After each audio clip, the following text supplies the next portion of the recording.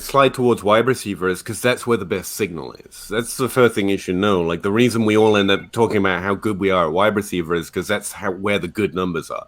Running back production, for example, is just less predictive, even though we can be more accurate.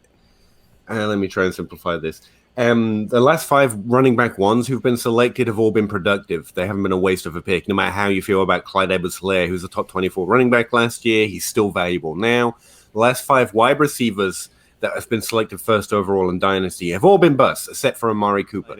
How we're really accurate at running back, like the top 5 running backs in our ranks, whether you're a data guy or a film guy, tend to be fairly accurate. It's because we can rely on things like draft capital and team opportunity. And running back basically is a corollary for opportunity, and it's a little easier to see that. With wide receivers, there's a little bit more mysticism to it because they have to be good enough to get that opportunity, and guessing that is slightly hard, which is why they're both fascinating, but also their college stats tend to help guide you on who has that potential quote-unquote talent better than tight end, quarterback for sure, and running back stats. Running backs aren't too far behind, which is why we're a little more accurate with them.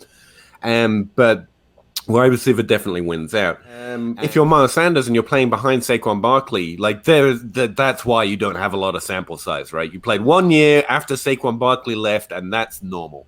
Like that's reasonable. Whereas if you're a wide receiver and there are more of them on the field more of the time, then not getting on the field or not getting a larger sample size actually becomes more of a concern because you should be able to get on the field at least. And if you're good, you should be able to earn opportunity.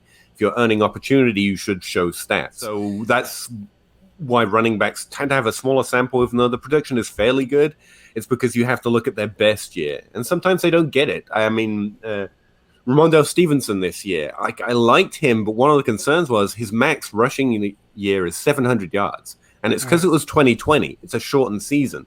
So you can see it, but you have to start questioning, that's not the same, but this is a weird year, so maybe I should give him. And so that can happen to a running back as well.